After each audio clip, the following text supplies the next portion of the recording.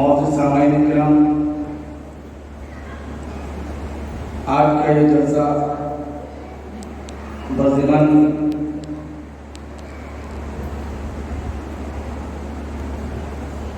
دختر حضرت خدیجہ رحمۃ اللہ علیہ حضرت سیدہ حافظہ بی بی یمنی رحمۃ اللہ تعالیٰ علیہ و نور عین خدیجہ تقدس معاب حضرت الحاج خواجہ سید ابراہیم شاہ فاطمی چشتی یمنی بندہ نوابی صاحب قدیری رحمۃ اللہ تعالیٰ علیہ کے عرس مبارک کے ضمن میں جلسے عظمت اولیاء کا انعقاد عمل میں لایا جا رہا ہے۔ آج کے اس عظیم الشان جلسے کے آغاز کے لیے میں درخواست کرتا ہوں حافظ عبدالغنی ثاقب نظامی نائب امام جامع مسجد واڑی سے توقیرت کلام پاک سے اس جلسے عظمت اولیاء کا آغاز ہوا۔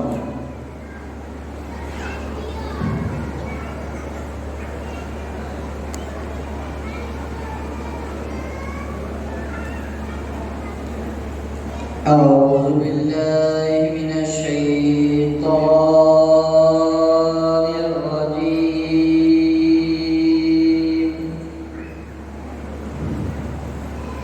بسم الله الرحمن الرحيم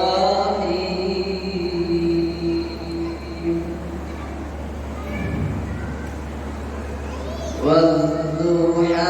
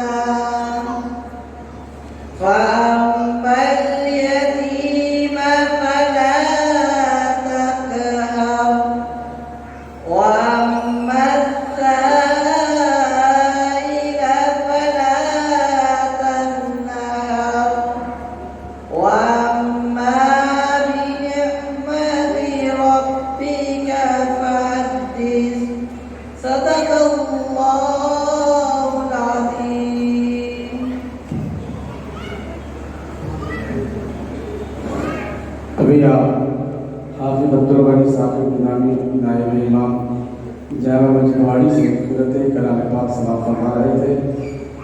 اب جناب محمد صابر قادری محبوب نگر سے درخواست کرتا ہوں کہ بارگاہ حضرت محمد صلی اللہ علیہ وسلم میں نعت پاک سنانے کی سعادت حاصل کریں۔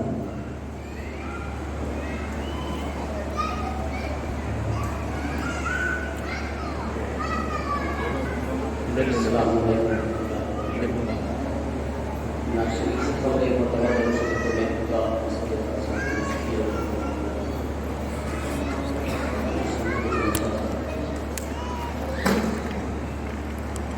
اللہ اللہ نبی کا گھرانہ، اللہ اللہ نبی کا گھرانہ، یہ گھرانہ وراء الورا ہے۔ اللہ اللہ نبی کا گھرانہ، یہ گھرانہ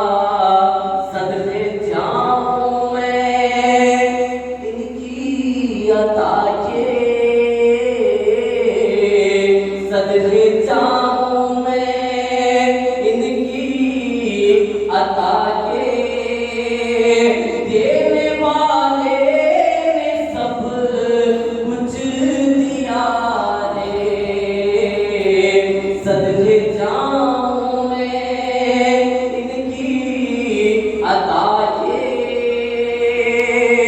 دینے والے نے سب کچھ دیا ہے۔ اللہ اللہ نبی کا گھرانہ، یہ گھرانہ بڑا الورا ہے، اس میں حسنین ہے، فاطمہ ہے، اس گھرانے میں مشکل کشا ہے، اور نام پر تیرے سب کچھ ملا ہے، نام پر تیرے سب کچھ فدا ہے، نام پر تیرے سب کچھ ملا ہے، نام پر تیرے سب کچھ فدا ہے، نام پر تیرے قربان جاؤں،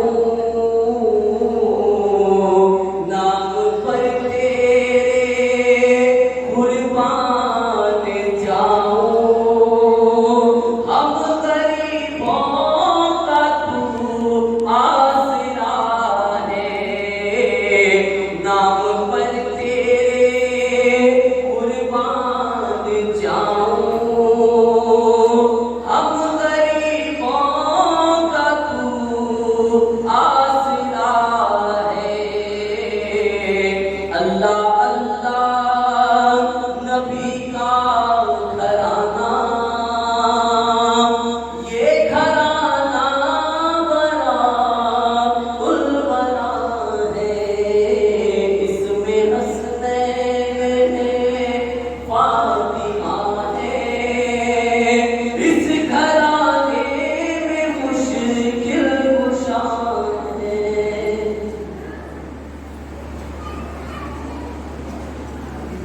بات کر لیتے ہیں۔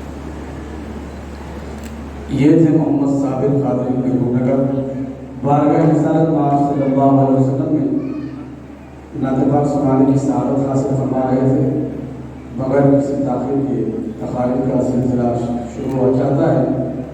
ہمارے آج کے اس بزم کے پہلے مقرر مولانا حافظ القاری محمد حمید الدین قادری پاشا مولوی کامل جامع نظامی سے درخواست کرتا ہوں کہ تمام کو خاطر فرمائیں۔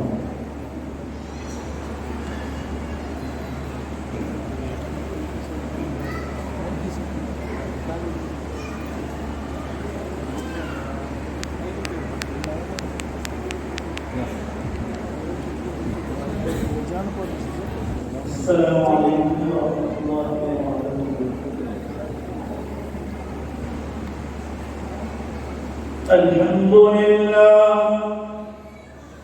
الحمد للہ رب العالمین،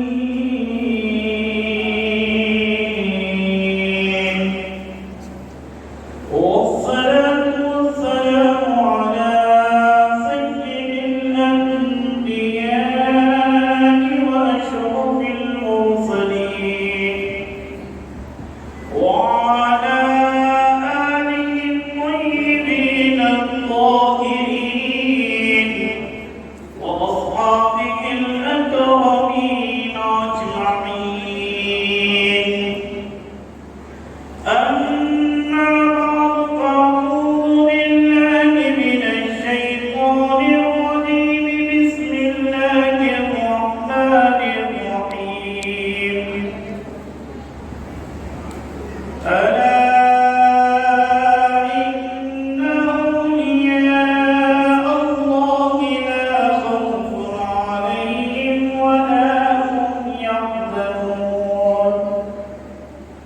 الذين آمنوا وكانوا يتقون.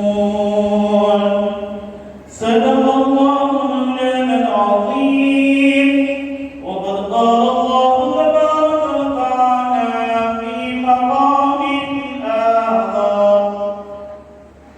إن الله وملائكته يصلون على النبي يا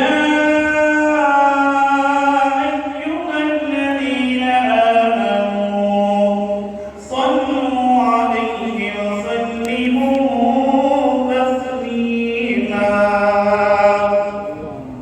اللهم صل وسلم على سيدنا محمد طب القلوب ودوائها وعافية الأبدان وشفائها ونور الأبصار وضيائها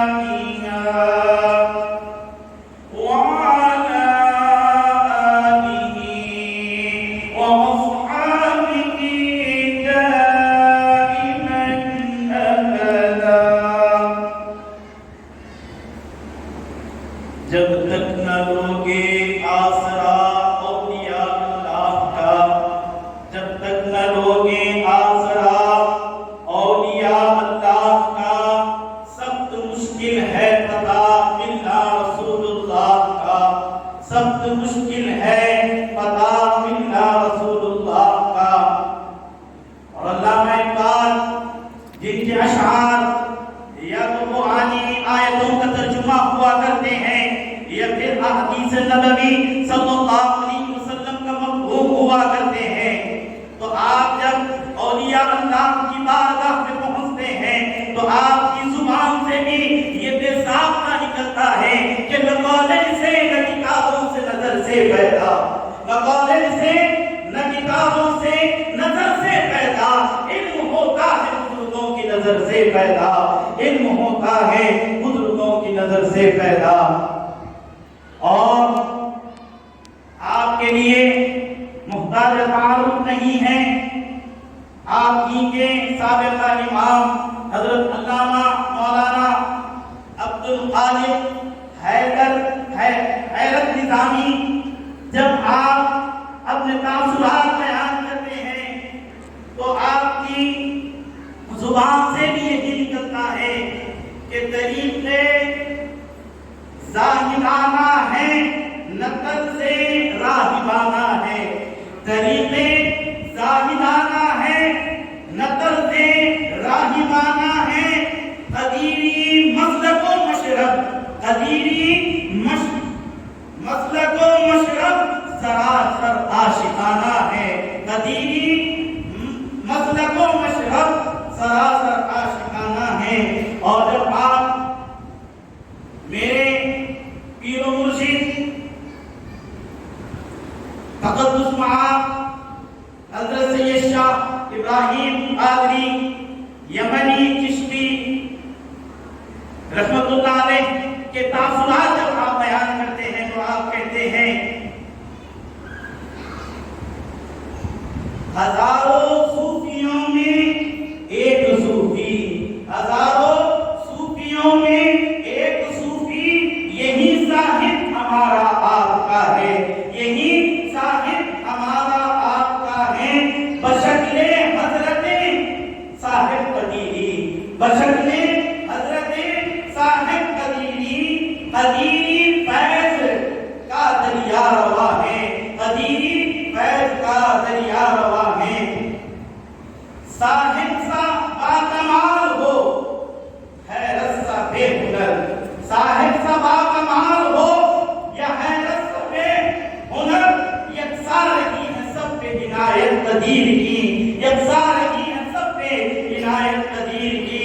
کچھ اس کو بدل کے میں یہ کہہ رہا ہوں کہ صاحب سا باکمال ہو یا کاظم سا بے ہنر، صاحب سا باکمال ہو یا کاظم سا بے ہنر، یکساں رہی ہے سب پہ عنایت قدیر کی، یکساں رہی ہے سب پہ عنایت قدیر کی. محسوس یوں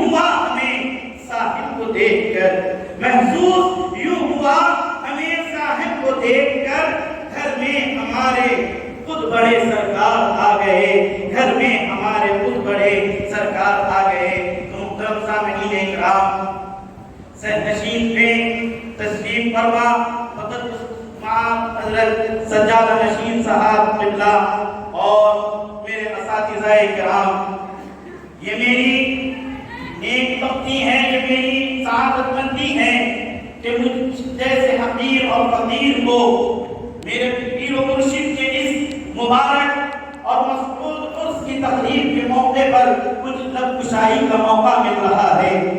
آئیے میں نے جن مشہور معلوم آیتوں کی تلاوت کی شرط سے نہ صرف اپنے آپ کو مشرف کیا بلکہ آپ تمامی حضرات کو بھی اس کے شرط سے مشرف کیا ہو۔ اللہ رب قدیر ان آیتوں کے اندر اولیاء اللہ کے مقام و مرتبے کو اور ان کی عظمت کو بیان کر رہا ہے، اور جب اولیاء اللہ کا مقام بیان کرنا شروع کیا تو رب کائنات نے الا کا لفظ استعمال کیا۔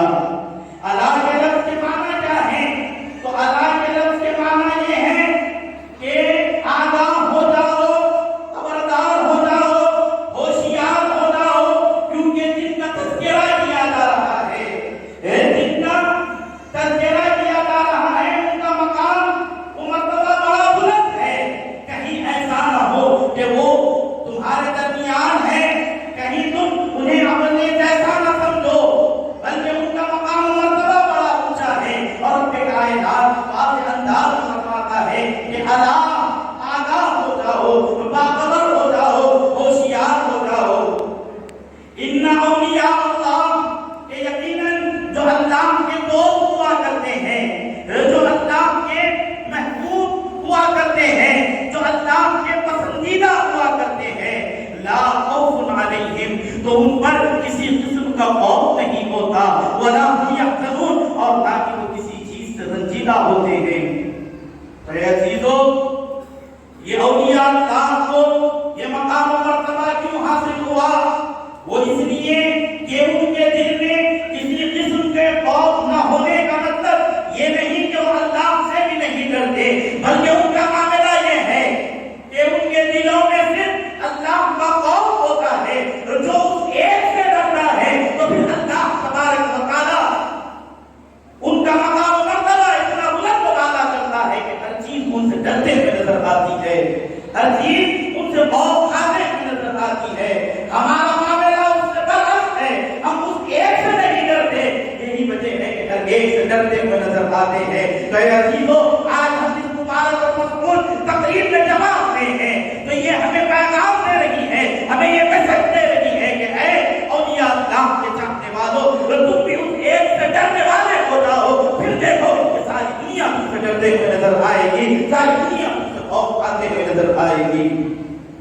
علامہ اقبال کہتے ہیں کوئی اندازہ کیا کر سکتا ہے اس کے زور بازو کا، کوئی اندازہ کیا کر سکتا ہے اس کے زور بازو کا، نگاہیں مرد مومن سے بدل جاتی ہے تبدیل، نگاہیں مرد مومن سے بدل جاتی ہے تبدیل۔ تو محترم سامعین اکرام، یہ محافل کے انعقاد کرنے کا مقصد اور منشا یہی ہے کہ اولیاء اللہ کی تعلیمات کو عام کریں، اور اولیاء اللہ کا سلسلہ حضرت ابوبکر صدیق رضی اللہ تعالیٰ عنہ سے لے کر آج تک اور صبح قیامت تک یہ سلسلہ چلتے رہے گا۔ اسی میں سے ایک کڑی میرے دادا پیر ہیں، انہی میں سے ایک کڑی میرے پیر و مرشد ہیں، اور انہی میں سے ایک کڑی موجودہ سجادہ نشین ہیں۔ تو اے عزیزو، ضرورت اس بات کی ہے کہ آج ہم یہاں سے ایک پیغام اور ایک میسج لے کے اٹھیں کہ ہم اولیاء اللہ کی حیات طیبہ کو اپنے لیے مشہد راہ بنائیں گے۔ اور دوسری آیت میں رب کائنات واضح انداز میں فرماتا ہے کہ الذین آمنوا وکانوا یتقون، کہ اولیاء اللہ کی شان کیا ہے، اولیاء اللہ کی پہچان کیا ہے، اولیاء اللہ کی نشانی کیا ہے۔ تو اللہ تبارک و تعالیٰ واضح انداز میں فرماتا ہے کہ وہ ایمان والے بھی ہوتے ہیں اور ان کی زندگی تقوی سے بھری ہوتی ہے، ان کی زندگی پاکیزگی سے بھری ہوتی ہے۔ اور اے عزیزو، اب ان آیتوں کو سامنے رکھیں اور میں اپنا ذاتی عقیدہ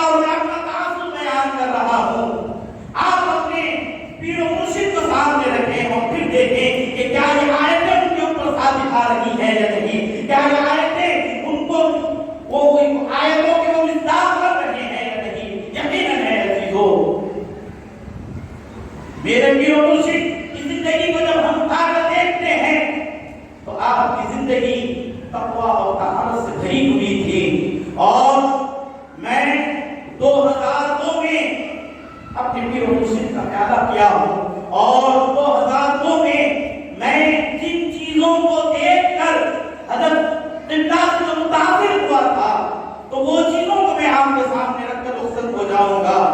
اور محدث دگن حضرت عبداللہ شاہ صاحب رحمۃ اللہ علیہ کو کون نہیں جانتا. آپ اپنی کتاب مواعظ حسنہ کے اندر فرماتے ہیں پیری مریدی کے جو چیپٹر ہے اس میں آپ نے مرشد کامل کی جو تلاش بتائی ہے اور مرشد کامل کی جو علامتیں بتائی ہے، الحمدللہ ثم الحمدللہ میں نے اپنے پیر و مرشد کو ان چیزوں کے اندر پایا ہے. تو یہ چیزوں ہم قابل مبارکباد ہیں کہ ہمارے جو پیر و مرشد ہیں اللہ تبارک و تعالیٰ نے انہیں ان آیتوں کا مصداق بنایا ہے، ان آیتوں کا انہیں نمونہ بنایا ہے کہ ہمارے پیر و مرشد جو نہ صرف شریعت کے پابند، جیسا کہ حضرت قبلہ نے جو پیر کامل کی تلاش اور پیر کامل کی جو نشانی بتائی ہے اس میں یہ ہے کہ جو آپ کے پیر و مرشد ہو وہ شریعت کے پابند ہو. الحمدللہ میں نے میرے پیر و مرشد کو جب جامع نظامیہ میں دیکھا تو وہ جامع نظامیہ کی مسجد کے صف میں سب سے پہلے مصلی ہوا کرتے تھے. تو اس طرح شریعت یہ بھی آپ کے اندر مکمل پائی گئی. اور پھر آپ کی محفل میں حضرت قبلہ فرماتے ہیں حضرت عبداللہ شاہ صاحب رحمۃ اللہ علیہ کہ جب تم پیر و مرشد کی تلاش کرو تو یہ بھی دیکھو کہ ان کی محفل میں بیٹھنے والے صاحب سمجھ بھی ہو اور صاحب علم بھی ہو. اور الحمدللہ ثم الحمدللہ میں نے اس چیز کو اس محفل کے اندر پایا ہے. یہاں پر میرے اساتذہ کرام بھی موجود ہیں اور ان لوگوں کو بھی میں نے دیکھا ہے کہ جو دوسرے فیلڈ سے منسلک ہیں، جو صاحب سمجھ ہیں، الحمدللہ ان کا ایک جاب در جاب یہاں پر آنا اس چیز کا ثبوت ہے کہ میرے پیر و مرشد کی جو زندگی تھی اور میرے پیر و مرشد کا جو طرز عمل تھا وہ انہی کا بلوغ اور انہی کی للہیت تھی کہ آج اس لاک ڈاؤن کے زمانے میں جب ایک دوسرے سے ہاتھ ملانے سے کترا رہے ہیں، ایک دوسرے کے گھر کو جانے سے کترا رہے ہیں، لیکن الحمدللہ آج یہاں پر ایک محفل اور ایک مجمع نظر آ رہا ہے. اے عزیزو، حدیث پاک میں ہے کہ ایک اللہ کی مخلوق زمین پر ایسی بھی ہوگی کہ اس مخلوق سے جو دوسری مخلوق محبت کرے گی تو کوئی اور وجہ نہیں ہوگی، کوئی اور وجہ نہیں ہوگی، بس وہ ان سے محبت کریں گے. اور یہ محبت کیوں کریں گے؟ حدیث پاک میں ہے کہ اللہ تبارک و تعالیٰ جب کسی بندے کو پسند کرتا ہے تو اللہ تبارک و تعالیٰ فرشتے کو حکم دیتا ہے کہ اے فرشتوں، یہ فرشتوں کے ذریعے اعلان کیا جائے کہ میں اس بندے کو پسند کرتا ہوں، اس بندے کو محبوب رکھتا ہوں. وہ اعلان نہ صرف آسمانوں پر ہوتا ہے بلکہ زمین پر بھی ہوتا ہے. اور آپ دیکھیں کہ آج کتنی کوششیں کی جا رہی ہیں کہ ہمیں اولیاء اللہ کی بارگاہوں سے دور کیا جائے. اور یہ کہوں تو غلط نہیں ہوگا کہ یہ کسی ملا کا اعلان نہیں ہے بلکہ اللہ کا اعلان ہے. یہ کسی ملا کے اعلان پہ یہاں پہ جمع نہیں ہو رہے ہیں بلکہ اللہ کا اعلان ہے. اور اللہ آسمانوں میں اعلان کیا ہے، فرشتوں کے درمیان اعلان کیا ہے، اور وہی اعلان زمین پر بھی ہو رہا ہے، جس کا نتیجہ یہ ہے کہ آج لاک ڈاؤن ہونے کے زمانے میں بھی الحمدللہ یہاں پر ایک مجمع کثیر نظر آ رہا ہے. تو یہ ثبوت ہے میرے پیر و مرشد کی للہیت کا، یہ ثبوت ہے میرے پیر و مرشد کے اخلاص کا. اللہ تبارک و تعالیٰ سے دعا ہے کہ مولا ہمیں کہنے سننے سے زیادہ اس پر عمل کرنے کی توفیق عطا فرما. مولا ہم تمام کو اپنے پیر و مرشد کے مشن کو آگے بڑھانے کی توفیق عطا فرما. اور مولا ہم تمام کو اپنے پیر و مرشد کے تعلیمات پر مرد دم تک عمل کرنے کی توفیق عطا فرما. اور مولا ہم تمام کو جس طرح آج ہم اس زمانے میں بھی جمع ہوئے ہیں مرد دم تک اولیاء اللہ کی بارگاہوں سے وابستہ رہنے کی توفیق عطا فرما. تڑپنے بھرنے کی توفیق دے، دل مرتضیٰ اور سوز صدیق دے. وآخر دعوانا الحمد للہ رب العالمین۔ یہ تھے مولانا حافظ بخاری محمد حفیظ الدین قاضی پاشا مولوی کامل جامعہ نظامیہ، جو ہم سب کو مخاطب فرما رہے تھے۔ میں درخواست کرتا ہوں حضرت العلامہ مولانا حافظ بخاری سید رؤوف علی صاحب کے خلاف صدر مدرس مدرسہ بحیرہ کارپوریٹ جلدہ سے کہ ہم تمام مخاطب کریں۔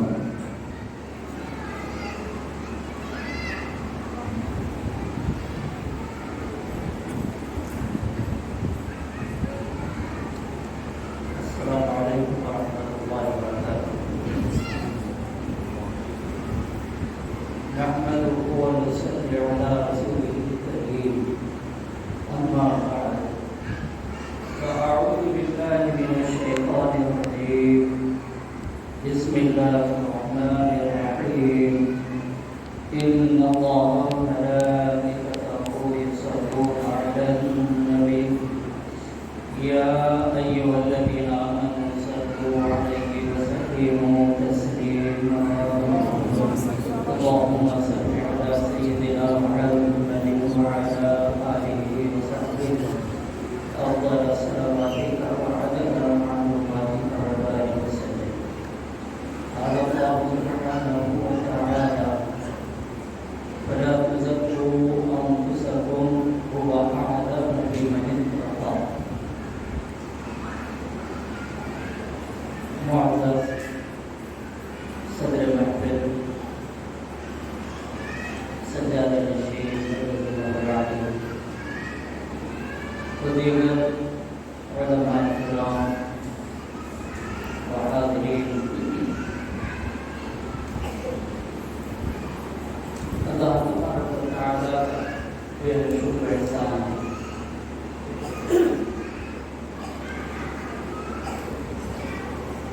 کہ یہ وہ مقام ہے جو جس مقصد کے لیے قائم کیے جاتے ہیں اس میں الحمدللہ کامیابی سے قدم بڑھاتا ہے۔ یہ نہ صرف بزرگوں کی یاد کا مقام ہے، بلکہ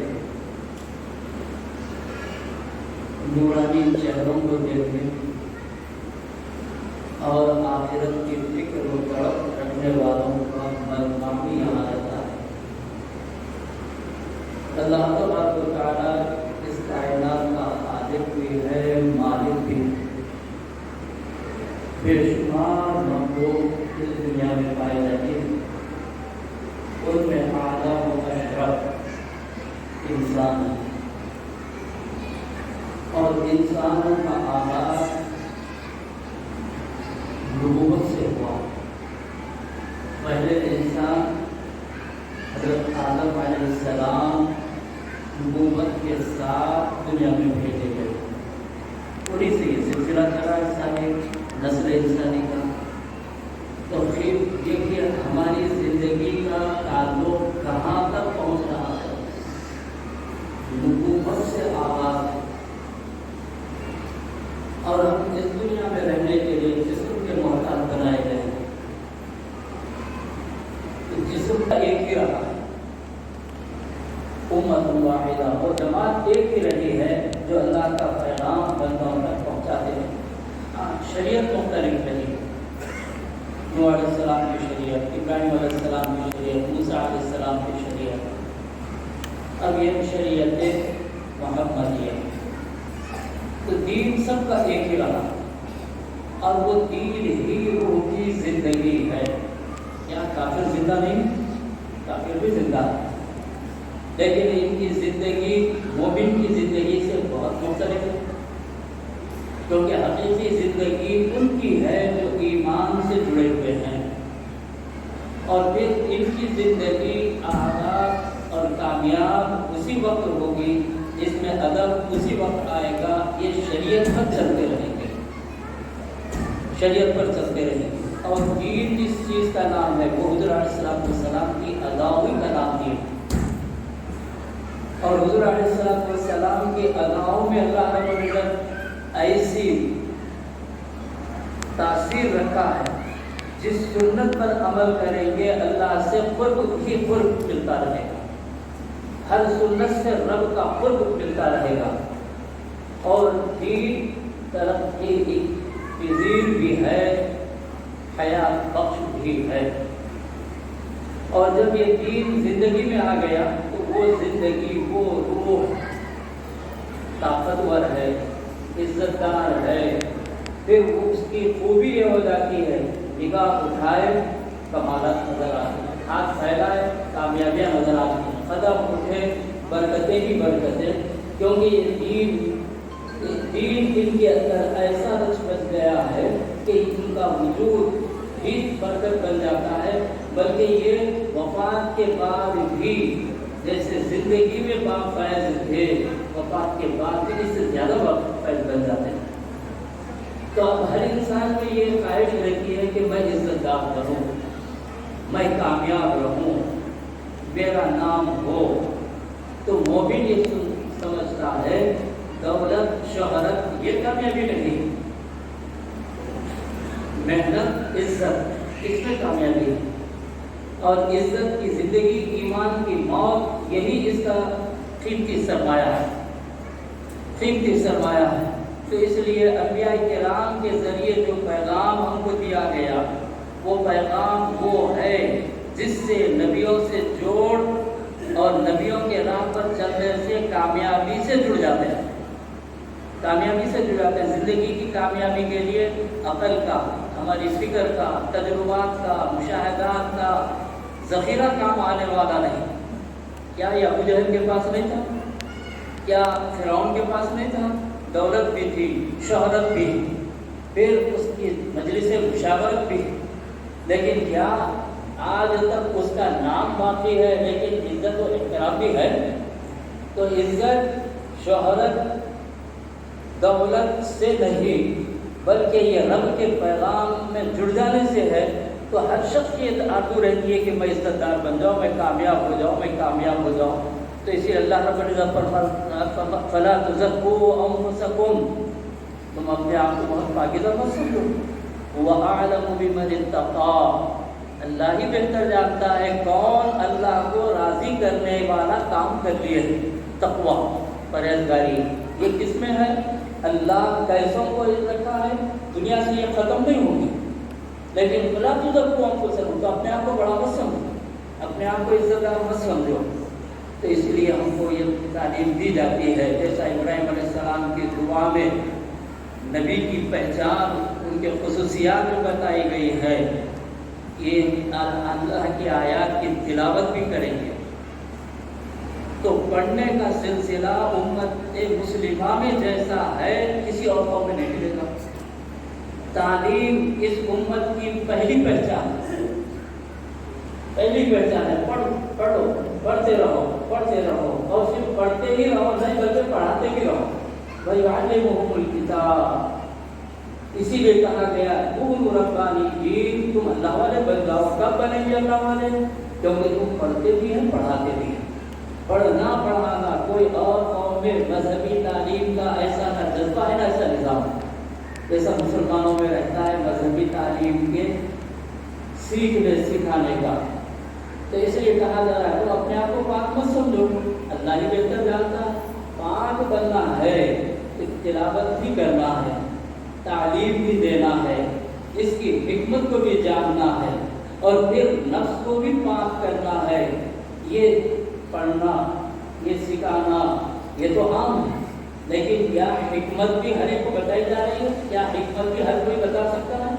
کیا پاکیزہ اصول کیا ہیں وہ ہر ایک کی سمجھ میں آ سکتے ہیں؟ کیا ہر کوئی اس کی تعلیم دے سکتا ہے؟ تو معلوم ہوا پڑھنا پڑھانا ایک اہم چیز ضرور ہے، لیکن اس پڑھنے پڑھانے کی جان کیا ہے، اس کی حکمت کو سمجھنا ہے، اس کے مطابق تیار ہونا ہے۔ کسی بڑے کا کوئی بات کہہ دینا ہی بہت بڑی بات، یقین آ جاتا ہے، اور پھر اللہ کا کہنا اس پر یقین نہ کریں تو پھر کیا ہوگا؟ یقین کو کرنا ہی، لیکن اللہ رب العزت ایک دو نہیں 7 دفعہ قسم کھا کر یہ بتا رہا ہے والشمس وضحاها والقمر اذا تلاها والنهار اذا جلاها، 7 قسمیں، 7 مرتبہ قسم کھا کر اللہ رب العزت جو پیغام دینا چاہتا ہے، جو بتانا چاہتا ہے، اس کی کتنی اہمیت ہوگی؟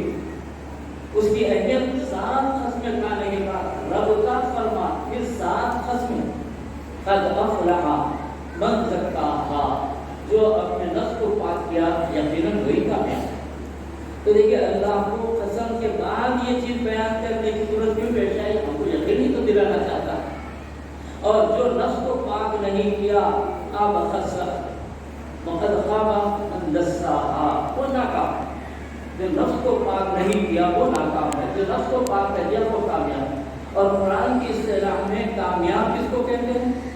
کامیاب وہ ہے، کامیابی وہ ہے، حقیقی کامیابی وہ ہے جس کے بعد ناکامی نہ ہو۔ دنیا میں بڑی سے بڑی کامیابی حاصل کرنے والے بھی ناکام ہوئے ہیں، بدنام ہوئے ہیں، شرمندہ ہوئے ہیں۔ تو دنیا میں ملنے والی کامیابی کے ساتھ ناکامی بھی جڑی ہوئی، لیکن اللہ جس کام کو کامیابی کہہ رہا ہے وہ کامیابی ہے جس کا ناکامی نہیں۔ اور پھر اس کامیابی میں وہ اس کے بعد کبھی اس کو شرمندگی نہیں، پھر اس کو موت بھی نہیں۔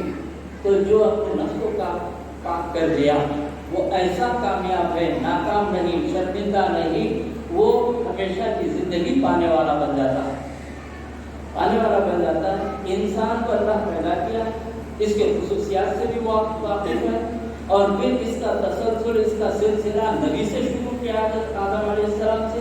تو کیا اس کو اپنی مرضی کی زندگی گزارنا چھوڑ دے گا؟ نہیں۔ اللہ رب العزت ہر انسان میں وہ صلاحیت، وہ خوبی رکھا ہے جس کو کام میں لا کر یہ کامیابی سے جڑ سکتا ہے۔ ہم کو سمجھ میں نہیں آتا، ایک بیج ہے، بیج میں کیا دیکھ کر یہ پہچان سکتے ہیں اتنا بڑا درخت اس کے اندر ہے؟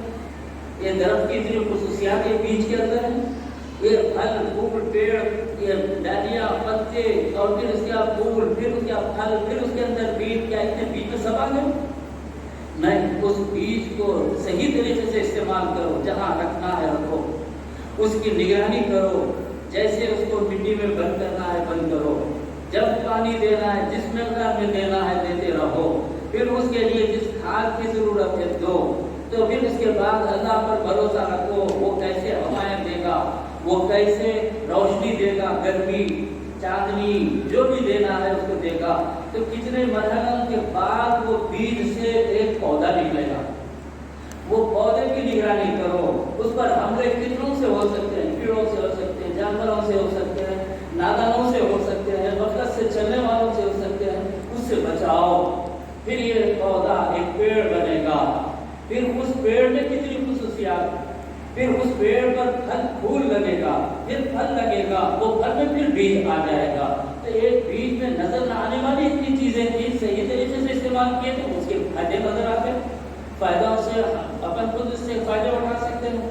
تو اسی طرح بچہ پیدا ہو گیا، چھوٹا ہے، کچھ سمجھ نہیں، لیکن اس کی نگرانی کرنا ہے، وقت پہ دودھ دینا ہے، کپڑے پہنانا ہے، نہلانا دھلانا ہے، پھر اس کی گولی میں بھوک لگی، اس کو دکھ ہے نہیں معلوم، بھوک ہے نہیں معلوم، اس کا کام رونا ہے، لیکن سلیقہ مند ماں اس کے رونے کو بھوک کا ہے دکھ کا ہے سمجھ جاتی ہے، بس سلیقہ ماں روتے ہی دودھ، پھر وہ دودھ پیتے پیتے ہضم نہیں ہوتا اور بیماریاں، پھر یہی سمجھتا، پھر اس سے بڑے لوگ کہتے ہیں کیوں ایسا کر رہے ہیں، اس کے رونے کو تو سمجھے کوئی تکلیف سے رو رہا ہے۔ تو دیکھیے بچہ کچھ بول نہیں سک رہا ہے، لیکن اس کی حفاظت کرنے والوں سے کیسا کام میرا، جب یہ بچہ بڑا ہوا، کچھ سمجھنے کے لائق ہوا، اس کی تربیت ہوتے رہی، اس کی تربیت ہوتے رہی، تو اللہ کے ایسے منظور نظر بن جاتے ہیں، وہ وفات کے بعد زمین میں دفن بھی کیے جاتے ہیں تو بھلائے نہیں جاتے، کیونکہ صحیح وقت پہ صحیح نگرانی کے ساتھ ان کی تربیت ہوئی۔ تو تربیت ان کی اہمیت رکھتی، ہر انسان میں رکھا ہے خصوصیت، بس اس کو سنبھالنے کی ضرورت ہے۔ جس طرح اللہ رب العزت چاہا تو نبی فرشتے بنا دیا، نہ گناہ کرتے ہیں، کوئی ان سے قصور نہیں ہوتا، اطاعت عبادت میں لگے ہوئے، تھکتے بھی نہیں، کھانے کی بھی فکر نہیں، اس کی مرضی ہے، تو فرشتے بنا دیا۔ وہ جس کو چاہا نبی بنا دیا، اور نبیوں کی خصوصیت، جس کو چاہا پیدائشی ولی بنا دیا، اس کی مرضی ہے، کائنات اس کی ہے، مگر بہت سے انسانوں کو اللہ والے بننے کے لیے چھوڑا ہے اس دنیا میں۔ یہ دنیا امتحان کی جگہ ہے۔ آج کل امتحان کا طریقہ بھی بدل گیا، 50 سوال دے کر 30 منٹ کا ٹائم دے رہے ہیں، بس صرف اتنا کرنا ہے جو رائٹ ہے، یس، جو کتاب آپ کے مضمون سے تعلق نہیں رکھتا، یہ نو یس نو یس اتنا لگانا ہے۔ یہ پتہ چلاتے ہیں کہ یہ واقعی پڑھ کر آیا ہے یا جو پڑھا تو سمجھا ہے یا 10 پاس کر کے آ گیا ہے، پھر یس نو لگانا ہے۔ تو 50 سوال کے جواب یس نو کے ساتھ 20 منٹ میں حل کرنا۔ اگر آپ یہ پوچھیں کیا بات ہے کیوں دیا یہ سوال، جو کتاب میں نہیں ہے، جو ہمارے فن سے تعلق ہے، کیوں نہیں؟ امتحان دینے والے کی مرضی، آپ کی صلاحیت کیا ہے وہ دیکھنا چاہتا ہے، صلاحیت دیکھا ہے۔ اسی لیے اللہ رب العزت اس دنیا میں نفس کو پیدا کیا ہے، نفس کی خصوصیت برائیوں کی طرف ابھارنا، برائیوں کی طرف ابھارنا ہے۔ عقل دیا ہے، برے برے کو تمیز اس سے پیدا ہوتی ہے۔ تو پھر یہ خواہشات کیوں دیا، یہ زہر کیوں پیدا کیا، یہ گناہ کے اسباب کیوں پیدا کیا، وہ آپ کو آزمانے کے لیے بھیجا ہے۔ ایس یا نو حکم دے دیا، کیا چیز ایس کیا چیز نو۔ اب یہاں نو کو چھوڑ دینا ہے، ایس پہ چلنا ہے۔ حلال یس، نیکی یس، یہ گناہ نو، یہ حرام نو، یہ بدکاری بے حیائی نو۔ جہاں نو رکھ دینا ہے، ایس رکھنا مرضی، کیونکہ کائنات اس کی ہے، ہماری زندگی بھی اسی کی دی ہوئی ہے۔ ہمارے جسم میں کیا ہماری چیز ذاتی، کوئی چیز ذاتی نہیں۔ جس روح پر زندہ ہے وہ بھی ذاتی نہیں، جس ہوا پر زندہ ہے وہ بھی ذاتی نہیں۔ تو سب کچھ اس کا رکھ کے اس کے خلاف کیسے جائیں گے؟ تو اسی لیے ہم کو تعلیم پڑھنا بھی، پڑھانا بھی، حکمتیں بھی سمجھنا ہے، پھر نفس کو پاک کرنا ہے۔ اگر نفس کو پاک کریں گے تو یہ شریر نفس ہمارا جس کا نام ہے یہ جا کر نواما بنتا ہے، یعنی بھلے برے میں تمیز پیدا ہونے لگی، برائی کو برا سمجھ کر اس پہ افسوس کرتا ہے، اور پھر اور ترقی اس کی ہو گئی اور اس کی تربیت ہو گئی، مطمئنہ ہو جاتا ہے، وہ برائی کے قریب بھی نہیں جاتا، برائی کے نام سے ہی گھبرا جاتا ہے۔ اب اس کا دل اللہ کے احکامات میں ہی لگا رہتا ہے، مطمئنہ۔ تو اب انسان کی خصوصیت اسی بنایا گیا۔ مشہور تو یہ ہے 4 عناصر، آگ، ہوا، پانی، مٹی، ہر ایک کی ایک جیسی خصوصیت ہے، ہر ایک کی مختلف ہے۔ تو اب یہاں پر دیکھیے جس میں پانی کا عنصر زیادہ ہے، پانی کا عنصر جس میں زیادہ ہے وہ سیلانی طبیعت کا آدمی بن جاتا ہے، یعنی بہت ہوشیار، بہت دور کی سوچنے والا، جلد نتیجے کو پا لینے والا۔ کیوں؟ مزاج میں اس کے تعبیر، اس کی تخلیق میں پانی کا عنصر غالب ہے۔ اگر یہ اپنی ہوشیاری کو کنٹرول میں نہیں رکھے گا، مکار بھی بن سکتا ہے، عیار بھی بن سکتا ہے۔ یہ عیاری مکاری وہ سیلانی مزاج کی وجہ سے آ گئی۔ اب یہاں عیاری مکاری سے بچ کر ہوشیاری، وفاداری، ہمدردی میں چلے جانا ہے۔ تو آگ کی خصوصیت جلانا ہے، آگ کی خصوصیت جلانا ہے۔ آگ کیا کرتی ہے؟ جو ملا جلا دیے، جو ملا جلا دیے، میرے سوا کوئی لے رہنا، جو آیا ختم ہو جانا، اپنی حیثیت ختم کر دینا۔ تو جس میں آگ کا عنصر زیادہ ہے وہ حرص والے مزاج کا بن جاتا ہے۔ اچھا ان کی بات یہ ہے ایسا رہتا ہے، دیکھ لیں گے، ان کو چپے لگا دینا، ان کو پریشان کر دینا، ان کے پریشانیوں میں مبتلا کر دینا، حرص اس کے اندر آ جاتی ہے، میں کروں۔ یہ آگ کی صفت ہے، اور جس میں آگ کا عنصر غالب ہے وہ یہ مزاج سے آ جاتا ہے۔ اور جو مٹی کا عنصر جس میں غالب ہے، مٹی کے جیسی عاجزی، وہ انکساری والے مزاج کا بن جاتا ہے۔ دیکھیں مٹی پر ہم ہیں، مرضی کے مطابق بلڈنگیں بنا رہے ہیں، مرضی کے مطابق طہارت خانے بنا رہے ہیں، مرضی کے مطابق نالیاں نکال رہے ہیں، مرضی کے مطابق چل رہے ہیں، تو دندراتے میں چل رہے ہیں۔ اگر زمین یہ کہے اچھا میری اتنی مضبوطی تیرے میں ہے، تم مجھ پر پیر زور سے طاقت سے دباتے ہوئے چل رہا ہے، اچھا تو آجا میرے اندر دیکھ لوں گی، وہ کیا کریں۔ لیکن اتنا ہونے کے باوجود پھر بھی زمین ہمارے قبضے میں ہے، چاہے تو اس کی نالی بنائے، چاہے تو بلڈنگ بنائے، چاہے تو اس پر مسجد بنائے، چاہے تو درگاہ بنائے، یہ ہمارے سامنے مقابلے کے لیے نہیں آ رہی۔ تو جس میں مٹی کا عنصر غالب ہے اس میں عاجزی انکساری آ جاتی ہے، عاجزی انکساری آ جاتی ہے۔ اب یہاں پیروں کا طریقہ دیکھتے ہیں، حضرت ابراہیم شاہ قادری رحمۃ اللہ علیہ دیکھیں، ان کے اندر یہ خصوصیت تھی، ان کو کچھ بھی بولو، ان کا کام ہی ہر ایک کو فائدہ پہنچاتا رہنا، کیا کہا کیا کیا یہ نہیں دیکھنا تھا، بلکہ میرا کام فائدہ پہنچانا ہے، پہنچاتا ہے۔ اسی لیے شیخ الحدیث صاحب ان کی تعریف مختصر انداز میں انفاق اخلاق، یہ اخلاق کا بہتر تھا۔ تو مٹی کا عنصر غالب رہا تو یہ مزاج آ جاتا ہے۔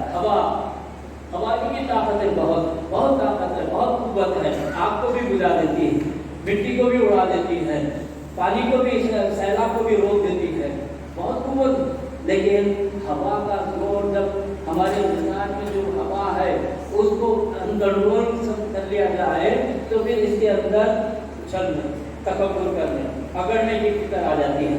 کیوں؟ ہوا میں وان میں اگر ہوا بھرے ذرا ٹچ کرو تو چلتے رہتا، ذرا ٹچ کرو چلتے رہتا۔ اب یہ جو اس کا ہوا کا عنصر زیادہ آ گیا، بس بٹن کھول دیا، کالر چڑھا دیا، سینہ کھلا دیا، چلتے رہتا ہے، ہوا کے جیسا اڑتے رہتے۔ تو مزاج میں یہ چیزیں ہیں، اس کو سمجھنا، پھر اس میں کنٹرول کے طریقے کیا ہیں، اس کو توازن میں کیسے رکھنا، اس کا بیلنس کیسے باقی رکھنا، تو اس کے لیے پڑھنے والا، پڑھانے والا استاد کو حروف کی پہچان کرائے گا، ان کے معنی بتائے گا۔ لیکن پیر و مرشد جس کو کہتے ہیں وہ ان چیزوں کو پہچانتا ہے، اس پر قابو پانے، اس کو کنٹرول کرنے کے طریقے بتاتا ہے، حکمت بھی بتاتا ہے، تو بات بھی کرتا ہے۔ تو اب ہمارے پاس معلم حروف ہے، جس کی بھی اہمیت، لیکن مفہوم کو سمجھانے والے اس کو استاد نہیں، اس کو مرشد بولتے ہیں، مرشد کہتے ہیں۔ تو اس طرح ہمارے اندر جو خصوصیات ہے اس کو سمجھنے، اس کو قابو میں رکھ کر صحیح نمونے کے ساتھ کرنا ہے، تو کسی کے تحت ہو جانا، کسی کی نگاہ میں ہو جانا۔ نظر لگتی ہے، سمجھتے ہیں، پیسے بھی ہے تو چھپ کر گنتے ہیں، کھانا بھی ہے تو پلٹ کر کھاتے ہیں، یوں سمجھتے ہیں کہ نظر لگ جاتی ہے۔ چلو نظر لگ جاتی ہے، ٹھیک ہے، لیکن برے کی نظر لگتی ہے، برائی نقصان ہوتا ہے، تو کیا اللہ والے کی نظر بھی اتنی تاثیر نہیں ہوگی کہ اچھے بن جائیں گے؟ تو ہمارا ادھر جا رہا ہے دھیان، برا ہو جاتا، نقصان ہو جاتا، ان برا، ادھر جا رہی، ان اچھا، ان اچھا، اس کے پاس جاؤ، بس بھی نفسک مع الذین یذکرون ربہم، اپنے آپ کو ان کی نگاہوں میں رکھو جو رات دن اللہ کو یاد کرتے ہیں، تو ان کی نگاہ میں رکھو، تاکہ تمہارے اندر یہ جو خرابیاں ہے اس کو سمجھانے کی وہ کوشش کرے گا۔ تو ڈاکٹر نسخہ دیکھ کر ہی بتا دیتا ہے اس میں کیا، آنکھ دیکھ کر بتا دیتا ہے کیا مرض، زبان دیکھ کر بتا دیتا ہے کیا تکلیف ہے، کیسا مرض ہے، اس کی ایک دوا تجویز کرتا ہے۔ نہیں آپ بھی انسان ہے کیا، میں بھی انسان ہوں، آپ کی دوا پر میں کام عمل کروں کیا، میں کھاؤں کیا، نہیں میرے سمجھ میں آئے جیسا میں کرتا ہوں۔ ٹھیک ہے، ہر شخص ڈاکٹر نہیں ہوتا، لیکن ڈاکٹر کا ہر شخص محتاج تو ہوتا ہے۔ ایسے ہی ہر شخص نبی نہیں ہوتا، ہر شخص ولی نہیں ہوتا، لیکن اس کے قریب جانا ہر انسان کی ضرورت ہے۔ امت مسلمہ تعلیم کے لیے بھی استاد کا انتخاب کرتی ہے، تو امت مسلمہ اپنے ان اندرونی بیماریوں کے علاج کے لیے بھی پیر و مرشد کا انتخاب کرتی ہے۔ تو یہ نفسانی جو بیماریاں ہیں اس میں خواہش ہے، اس میں شہوات، اس میں حرص ہے، اس میں بے وقوفی ہے، اور پھر اس میں حسد ہے۔ یہ ساری چیزیں قرآن کے آیات سے ثابت ہے۔ تو یہ نفسانی تقاضے، ان نفسانی تقاضوں میں حرص کو کون اچھا سمجھتا ہے، بخل کو کون اچھا سمجھتا ہے، بے وقوف کی کون تعریف کرتا ہے، شہوات اور خواہشات کے غلام کو کون گلے لگاتا ہے؟ لیکن قرآن کی آیات سے یہ سب باطنی بیماریاں ہیں، نفسانی بیماریاں ہیں۔ اور پھر اسی طرح روح کی زندگی دین سے ہے، تو روح کو زندگی اگر مل جائے تو پھر وہ زندگی دیندار زندگی بن جاتی ہے۔ اور اگر ایسے میں اگر یہ سمجھ میں آ جائے تو لوگوں سے دل لگ رہا ہے، مخلوق سے دل لگ رہا ہے، خالق سے غفلت ہو رہی ہے، تو سمجھو یہ دل کی بیماری ہے۔ میں بہت بیزار ہو رہا ان سے مل کے آتا، بہت بیزار ہے وہ محفل میں بیٹھ کے آتا ہوں۔ کون سی محفل؟ مخلوق کی۔ خالق سے دل لگاؤ، اللہ والے تو وہ ہیں دنیا داروں سے بیدار ہو کر رب کو یاد کرتے بیٹھتے ہیں۔ دنیا سوتے رہتی ہے تو رب کو راضی کرنے کے لیے روتے رہتے ہیں، رب کو راضی کرنے کے لیے روتے رہتے ہیں۔ حضرت رابعہ بصری رحمۃ اللہ علیہا فرماتی ہیں، مولا رات ہو گئی، بادشاہ بھی اپنے در کے دروازے بند کر دیے، سب آرام کر رہے ہیں، غفلت میں ہیں، مجھے دیکھنے والا تیرے سوا کوئی نہیں، اب میں تیرے سے معافی چاہتی ہوں، مجھے معاف کر دے۔ روتے تھے، گڑ گڑاتے تھے، دن بھر کے کاموں میں جائزہ لیتے تھے۔ تو یہ دنیا جب آرام کرتے رہتی ہے تو اللہ والے جاگتے رہتے ہیں، دنیا سب غفلت میں رہتی ہے تو یہ اللہ کو منوانے کی کوشش کرتے رہتے ہیں۔ تو مخلوق سے دل لگے، خالق سے غفلت پیدا ہو، تو یہ دلی بیماری، دل بیماری۔ اور ایسے ہی یہ سوچ لے کہ जाने वाली चीज से दिल लग रहा है, माल है जाता, जिंदगी है जाती, मकान है जाता, खिला रहे कुछ भी रहे जाता, जाने वाली चीजों को संभालने में लगे हुए हैं, बाकी की चीजों को नहीं। अरे दुनिया जाने वाली है, इसी को संभाल रहे हैं, इसी को सजा रहे हैं, आखिरत बाकी रहने वाली है, वहां किसी घर की फिक्र नहीं है। तो समझना दिल की बीमारी है, ये छूटने वाली चीजों को बचाने की कोशिश कर रहे हैं, वो जाने वाली चीज, हमेशा रहने वाली चीज की तरफ कोई फिक्र नहीं। तो इसी तरह दिली बीमारियों की अलामतें बताई, नफसानी तकाज़ों की चीजें बता दी गई। फिर समझने के लिए किस चीज की जरूरत है, दीन इस्लाम की जरूरत है, नबियों से मिलने वाले दीन की। दीन इब्राहिमी, दीन मोहम्मदी नहीं बोलना, शरीयत मोहम्मदी, शरीयत इब्राहिम, शरीयत मूसा, दीन सबका एक। दीन इब्राहिम बोले तो इब्राहिम अलैहिस्सलाम का दीन अलग नहीं, मूसा अलैहिस्सलाम का दीन अलग, दीन एक ही है, अल्लाह एक हो, जैसा कोई नहीं। बंदों की हिदायत के लिए नबियों का सिलसिला था, नबी अलैहिस्सलाम पर मुकम्मल हुआ, मरने के बाद उठाए जाएंगे। इस जिंदगी के वाक़यात का वहाँ जवाब देना पड़ेगा, ये दीन सब। तो इसीलिए हज़रत जिब्रील अलैहिस्सलाम से जो रिवायत मनक़ूल है, जो रिवायत मशहूर है, उसमें हज़रत जिब्रील अलैहिस्सलाम यानी एक अजनबी शख्स हुज़ूर अलैहिस्सलाम के तशरीफ़ लाते हैं, देखने वाले समझ रहे ये मदीने के तो नहीं, मुसाफिर भी नहीं मालूम हो रहे, लोग कपड़े साफ, बाल जमे हुए हैं, धूल गरज थकान कुछ भी नहीं।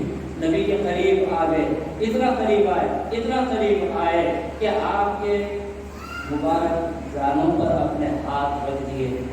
ताज्जुब में कोई कौन नहीं है, नबी है इतना करीब। फिर इस्लाम के बारे में पूछे, हुज़ूर अलैहिस्सलाम बताइए ये इस्लाम, ये इस्लाम, ये इस्लाम। दीन के बारे में पूछे, बताइए दीन, ये दीन, ये दीन। फिर उसके बाद पूछते एहसान क्या है, तो एहसान के बारे में हुज़ूर अलैहिस्सलाम फरमाए कि खुदा की इबादत ऐसे करो कि गोया तुम अल्लाह को देख रहे हैं। तो देखिए हमारी जिंदगी का अहम मकसद रब को देखना है। दुनिया में ये निज़ाम नहीं बनाया, ठीक है ये निज़ाम नहीं बनाया, मगर महरूम भी नहीं रखा। ये समझो कि रब तो तुमको देख रहा है, चाहे अंधेरे में हो, अकेले में हो, कहीं हो, रब तो देख रहा है। नमाज की हालत में तो कम से कम ये याद लाने की कोशिश करो, जितनी नमाज है वो पूरी नमाज में लाना जरूरी है, ये भी पाबंदी नहीं लगाया। नमाज में ऐसे बनने की कोशिश करो कि रब हमको देगा, उसके सामने कैसे अदब से रहना। तो ये एहसान, एहसान की तालीम में नफसानी चीजें भी मालूम और एहसान की तालीम में दिली बीमारियां भी मालूम होती है। फिर एहसान की तालीम में इन बीमारियों की पहचान भी पैदा होती है, तो इन बीमारियों का इलाज भी मिलता है और इलाज भी मिलता है। इसके बाद पूछते हैं क़यामत कब आएगी, तो बोलते पूछने वाला जितना जानता है, जिससे पूछ रहा है वो भी उतना ही जानता है। फिर इंसान इस सवालात की तस्दीक करके चले गए, तो पूछते हैं पहचानते हैं इनको, नहीं पहचानते। हाँ, ये जिब्राइल अलैहिस्सलाम थे। दीन, इस्लाम, एहसान, क़यामत का वक्त कौन सा है, ये बताने के लिए आए थे। वो सवाल किए, जवाब भी सुने। देखो इसके बाद ताजुब तो ये है, सवाल भी कर रहे हैं, तस्दीक भी कर रहे हैं।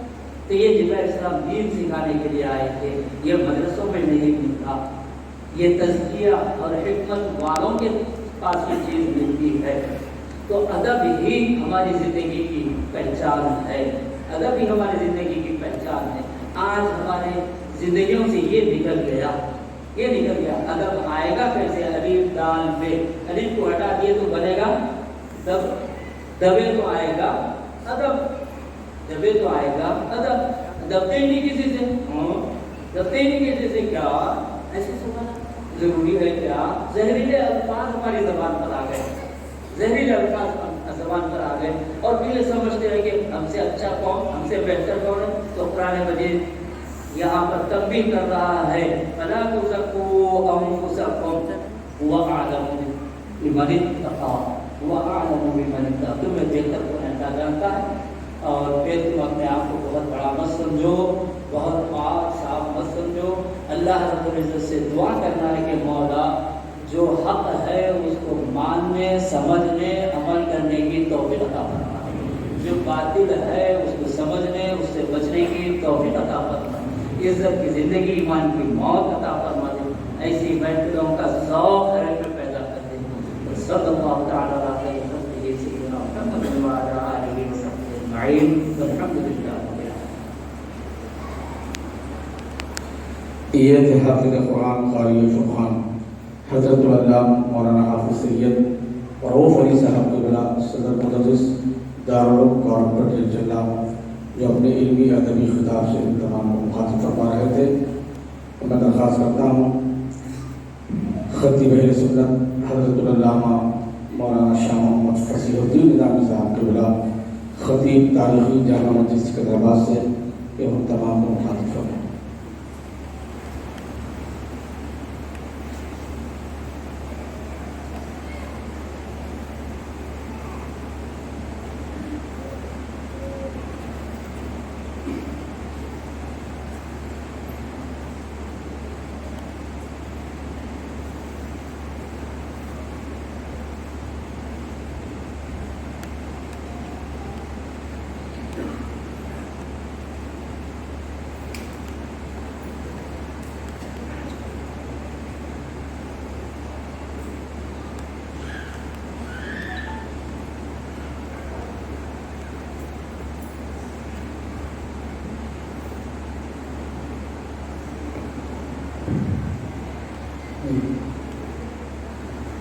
السلام علیکم ورحمۃ اللہ وبرکاتہ.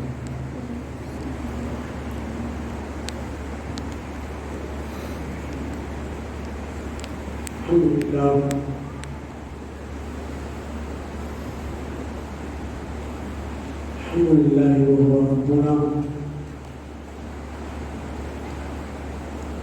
نحن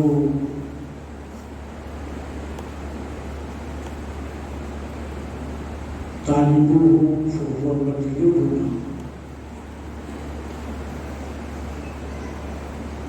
نحن شاهدوه فهو مشهودنا نحن ساجدوه فهو مسجودنا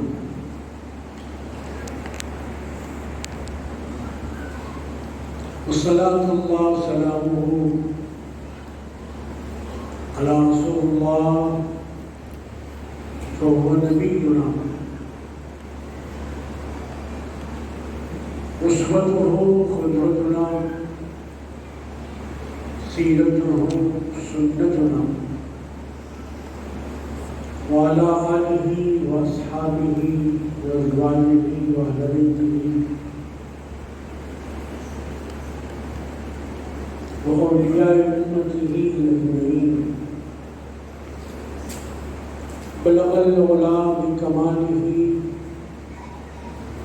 كشف الدجى بجماله وسنت جميع خصاله صلوا عليه وآله. اللهم صل على سيدنا وشفينا وحبيبنا مولانا محمد أفضل صلواتك وعدد معلوماتك وبارك وسلم.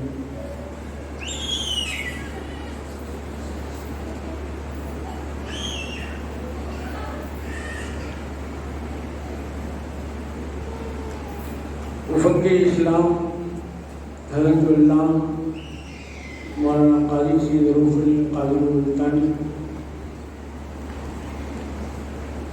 ادام اللہ ذلہ العلی، پرنسپل عربیہ کالج کورنپیٹا،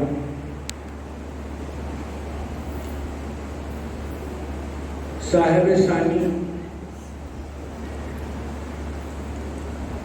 خلیل اللہ کے جانی،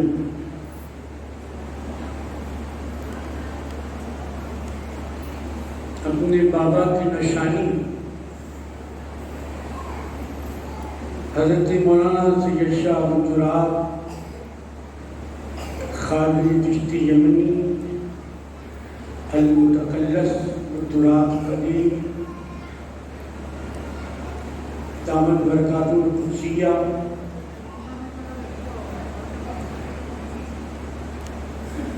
زیر سجادہ آستان مدینہ حلقہ شریف صفی با صفا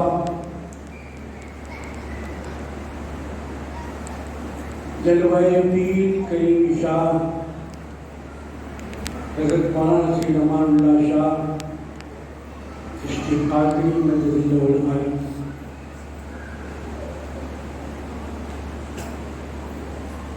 گلدار خطیب کی وارفتہ شہدہ تصدق القربان خلفائے ذی انتشام مریدان باوفا خواتین باعظمت،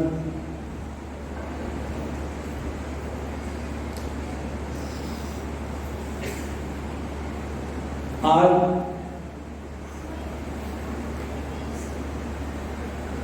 حضرت صاحب قدیری نور اللہ برکتہ کی 10ویں یاد، 10واں یوم وصال، عرف عام میں 10واں عرس،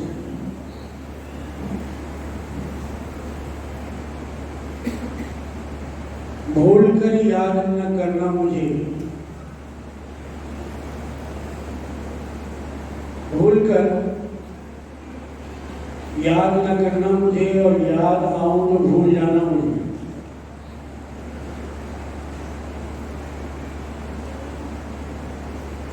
لوگ کہتے ہیں کہ مسکی مر گیا، لوگ کہتے ہیں کہ مسکی مر گیا، مر گیا نہیں اپنے گھر گیا۔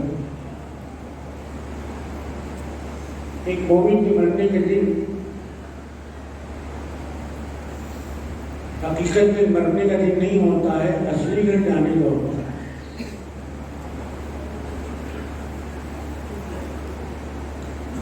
اور آج جو اتنا عظیم اجتماع آستان قدیر میں دکھائی دے رہا ہے، بلا کسی دوارا میں کہا جا سکتا ہے کہ حضرت صاحب قدیری اول کی کرامت ہے اور صاحب ثانی کی حکمت ہے، ورنہ اتنا بڑا اجتماع ہونا حالات حاضرہ کے تحت ناممکن۔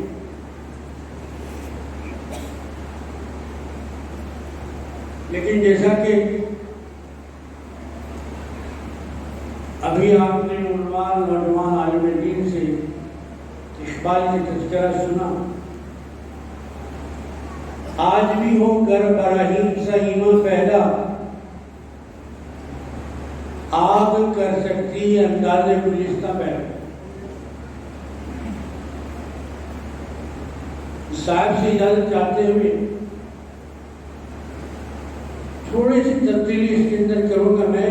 آج بھی ہو گر براہیم سا ایمان پہلا، آج بھی ہو گر براہیم سا ایمان پہلا، حل کٹا کر سکتا ہے انداز گلستہ پہلا۔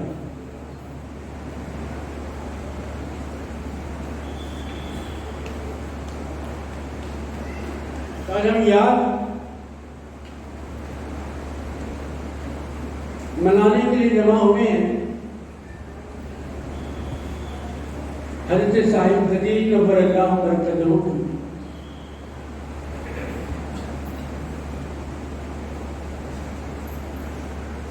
شاعر نے کا خوب کہا ہے کہ آئیے ان کی یاد تو آتی چلی گئی، فاذکرونی اذکرکم، مجھے یاد کرو میں تم کو یاد کروں گا۔ یاد کا بدلہ یاد ہے، اللہ کے پاس ادھار نہیں ہے، نقد معاملہ ہے۔ صاحب کے پاس بھی ادھار معاملہ نہیں ہے، نقد معاملہ ہے۔ فاذکرونی اذکرکم، ہم ان کو یہاں یاد کر رہے ہیں اور وہ وہاں یاد کر رہے ہیں۔ ہم عالم فانی میں یاد کر رہے ہیں، وہ عالم لافانی میں یاد کر رہے ہیں۔ آئی ان کی یاد تو آتی چلی گئی، ہر نقش ماں سوا کو مٹاتی چلی گئی۔ اب جو یہاں بیٹھا ہے اس کے دل میں کچھ اور نہیں ہے، اگر ہے تو صاحب قدیمی۔ اب اس کی نظر میں کچھ نہیں ہے، اگر کوئی ہے تو صاحب قدیمی۔ اب اس کی فکر میں کوئی اور نہیں ہے، اگر ہے تو صاحب قدیمی۔ کیونکہ یہ راز حضرت صاحب قدیمی نور اللہ مرقدہ نے بتا دیا تھا کہ ذکر سے جنت ملتی ہے تو فکر سے جنت والا ملتا ہے۔ ذکر سے جنت ملتی ہے اور فکر سے جنت والا ملتا، مطلب اللہ ملتا۔ یہ ان کی کرامت یہ ہے کہ ہم کو اسم بھی سکھایا، مسمہ کا پتہ بھی بتایا۔ بابا شرف الدین رحمۃ اللہ علیہ کے نام کو آپ جانتے ہیں، حیدرآباد کے اندر سب سے پہلے تشریف لائے۔ سیدنا شاہ الدین سہروردی رحمۃ اللہ علیہ کے خلیفہ 800 سال پہلے آپ آئے۔ 800 سال پہلے کیسے آئے؟ دیکھیں، پیر کامل تھے، مرید صادق تھے۔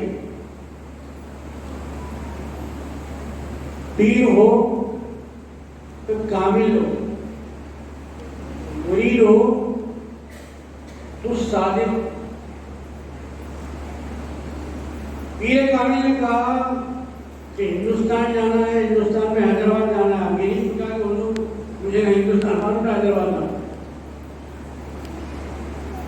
جب پیر کی حکم کی اتنی تابع داری تھی تو رسول اللہ کے حکم کا عالم کیا تھا؟ پیر کی حکم کی مثال نہیں ہے تو اللہ کے حکم کی کیسے تابع داری کی ہوگی؟ انہوں نے یہ نہیں پوچھا کہ حضور ہندوستان کہاں ہے، ان کو یہ معلوم تھا کہ جو پیر مجھے رحمان تک پہنچا سکتا ہے وہ ہندوستان تک بھی پہنچا سکتا ہے۔ جس نے مجھے رحمان تک پہنچا دیا اسے ہندوستان تک پہنچانا کیا تعجب ہے؟ بابا شرف الدین رحمۃ اللہ علیہ بغداد شریف سے ہندوستان تشریف لائے۔ پیر کیا کرتے ہیں؟ پیر یہ کام کرتے ہیں۔ اسی لیے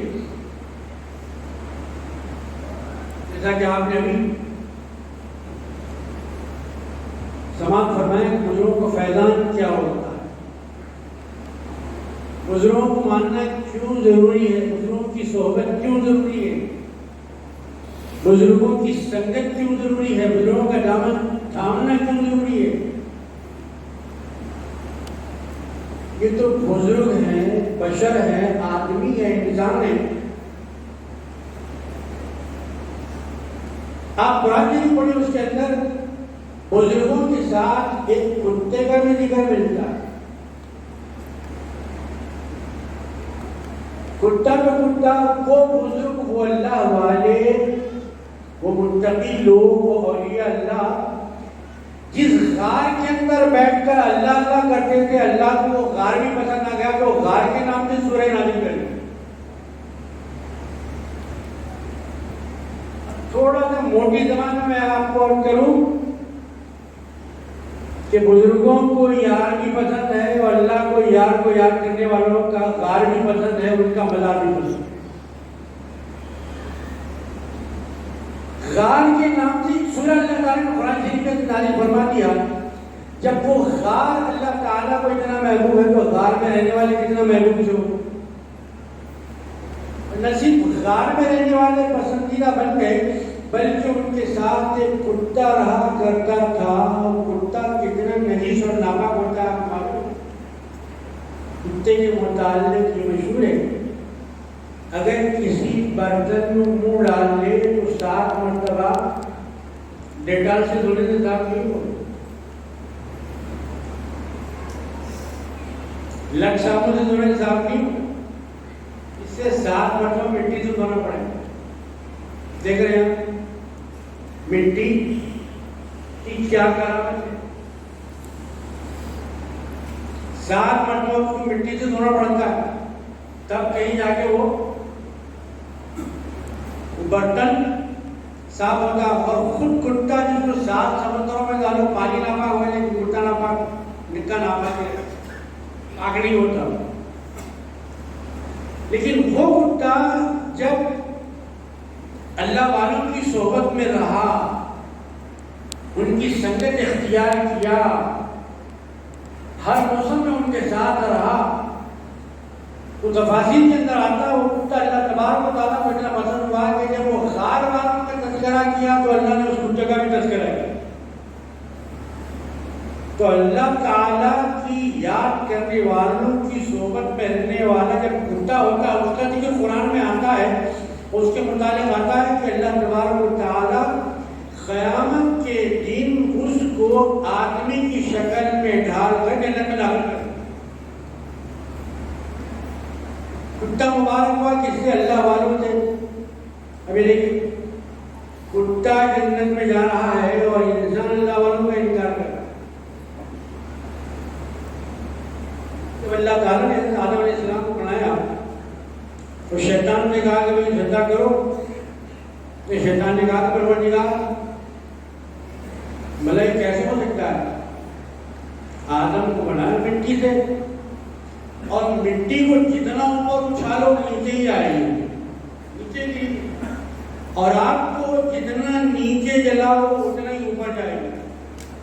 بھلا نیچے والا اوپر والے کو سجدہ کیسے کر سکتا، یا اوپر والا نیچے والے کو سجدہ کیسے کر سکتا ہے؟ تو اس نے حسد اور جلن میں آ کر حضرت آدم علیہ السلام پر نوبلا تھوک دیا۔ روایت میں آتا ہے تھوک دیا، کہاں تھوکا؟ یہ آدم علیہ السلام کے درمیانی حصے پر تھوکا۔ پروردگار یہ ناپاک تھوک یہاں پہ گرا ہے، تو کہا کہ اس نے مٹی کو وہاں سے نکال لی۔ جب نکال دیا گیا تو اسی کے ناف کا گڑھا پڑ گیا۔ اب پروردگار پھر اس کا کیا بنا دیا جائے؟ کہا اس کا کتا بنا دیا جائے۔ اب جب کتا کاٹتا ہے تو ڈنڈ پہ انجیکشن نہیں دیتے، بمبی میں انجیکشن دیتے ہیں۔ اس بات سمجھ گیا؟ بمبی میں انجیکشن دے دیتی، یہی حکمت۔ تو ایسا کتا اللہ والوں کی صحبت میں رہ کر پاک بن رہا ہے، اور کچھ لوگ اللہ والوں کا ذکر ناپاک کر کے ناپاک بن۔ حضرت صاحب خدیجی رحمۃ اللہ علیہ کہتے ہیں ان لوگ ناپاک نہ بنے بلکہ پاک لوگوں کی صف میں آئیں۔ آپ بڑے قسمت والے ہیں کہ پاک بنانے والا ایسا بھی آپ کو ملے گا، کہ خود بھی پاک تھا اور چاہتا کہ آپ بھی پاک ہو جائیں، پاکوں میں آپ کا شمار ہو جائے، پاکیزہ زمرے کے اندر آپ آ جائیں۔ نظر بھی پاک ہونا چاہیے اور دل بھی پاک ہونا چاہیے، قدم بھی پاک ہونا چاہیے، قلم بھی پاک ہونا چاہیے، زبان بھی پاک ہونا چاہیے اور زبان کے جو تھوک ہے وہ بھی پاک ہونا چاہیے، زبان بھی پاک ہونا چاہیے، زبان کی بات بھی پاک ہونا چاہیے، ذات بھی پاک ہونا چاہیے، صفات بھی پاک ہونا چاہیے۔ اب یہ جو بزرگ اہل سلسلہ ہیں ان سے جا کے آپ تصدیق کر لیجیے۔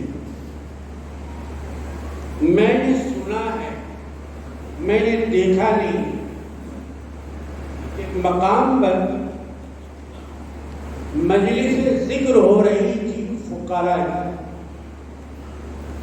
اور فقراء قال ذکر نہیں کرتے بلکہ ضربات رفعیہ کے ساتھ ذکر کرتے۔ ضربات آپ جانتے ہیں نا، سندل کے اندر ہوتے ہیں فقراء، عشق اللہ جن کا نعرہ ہوتا ہے، کبھی گلے کو کاٹتے، کبھی ہاتھ کو کاٹتے، کبھی رگوں کو کاٹتے۔ ایسے ہی ایک سانچے فقیر نے مجلس کے اندر اپنی زبان کو کاٹا، اور جتنی جلدی وہ کاٹتے ہیں اتنی جلدی پھر اسے لگا کے جتنی جلدی وہ کاٹتے اتنی جلدی اسے لگا بھی لیتے اور خون بھی نہیں نکلتا. تو عزیز اور دوست مجلس کے اندر ایسا ہی ہوا کہ اس سانچے فقیر نے اپنی زبان کو کاٹا، اس کے بعد وہ لگانے کی کوشش کرا لیکن زبان نہیں لگی. کیا رکاوٹ آئی، کیا حجاب تھا، کیا پردہ تھا، واللہ عالم بالصواب، اللہ ہی جانتا. حالانکہ کئی بار اس نے زبان کاٹی اور لگائی، لیکن اس بار نہ جانے کیا ہوا کہ وہ زبان نہیں لگ رہی تھی. اسی محفل کے اندر ایک پاک بندہ بھی تھا جو پاک باز بھی تھا، اور اس صفت کا حامل تھا جس کے بارے میں روایات میں آتا ہے کہ جب اللہ والے کو دیکھو تو دنیا یاد نہ آئے بلکہ دنیا بنانے والا یاد ہے. اذا رؤوا ذکر اللہ، جب اللہ والے کو دیکھو اس کا چہرہ دیکھو تو اللہ یاد آ جائے. ایسا بھی ایک بندہ بیٹھا ہوا تھا، اس نے کچھ پڑھا نہیں، اس نے کچھ درد نہیں کیا، اس نے کچھ پھونکا نہیں، اس نے اپنے ہاتھوں میں پانی لیا نہیں، بس اپنی زبان سے اپنا لعاب، اپنا تھوک نکالا اور اس کٹی ہوئی زبان پہ لگا کے کہا فقیر سے اب لگا لو.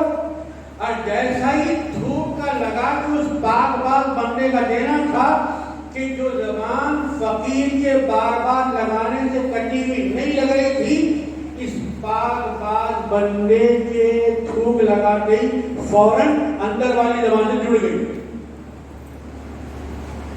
یہ کون تھا؟ آپ بزرگ پہلے سلسلہ سے پوچھ لیجئے. یہ پاک باغ بزرگ جس نے اپنا لعاب دہن لگا کر کٹی ہوئی زبان کو دیا کوئی اور نہیں تھے، وہ آج کے صاحب اس حضرت صاحب قدیر رحمۃ اللہ علیہ. کیا سمجھ رہے ہیں ہم صاحب قدیری کو؟ کیا تعارف ہے آپ کو صاحب قدیری کا؟ کیا جانتے ہیں آپ صاحب قدیری کے بارے میں؟ عزیزان محترم، حضرت مجدد فتانی رحمۃ اللہ علیہ کا نام سنا ہوگا؟ مجدد الف ثانی رحمۃ اللہ، ان کی خلیفہ برہان کے اندر مدھیہ پردیش تاپتی ندی کنارے، وہ وہاں کے حاکم کو خواب میں آیا، ان سے کہا کہ بھئی یہ تاپتی ندی کا پانی ہماری خبر کے اندر آ، یہ تاپتی ندی کی اور ان کو خبر نہیں، یہاں سے ہم کو ہٹا. 3 دن ایسا ہی بشارہ ہوا. اب صاحب چودھری مفتی صاحب کے ساتھ سارے لوگ، علماء، خطبہ، شہر والے سب وہاں پہنچے اور خبر کھوجی گئی تو دیکھا کہ وہاں خبر کے اندر کچھ ہے. سارے لوگ پریشان ہو واپس آئے، سارے لوگ پریشان ہو واپس آئے. تب آپ نے جو خواب سنا وہاں پر خبر کوئی آئے نہیں. پھر وہ جو حضرت آ کر خواب میں کہہ رہے تھے کہ حضور ہم آپ کے حکم کے مطابق آئے تو خبر کھوجی لیکن آپ وہاں موجود نہیں تھے. کہا کہ جناب تم کو معلوم ہے آگے ہماری زبان سنیے، اس لیے موجود نہیں تھے کہ ہر جمعہ ہماری حاضری سرکار دو عالم صلی اللہ علیہ وسلم کے دربار میں. کل آؤ ہم موجود رہیں گے.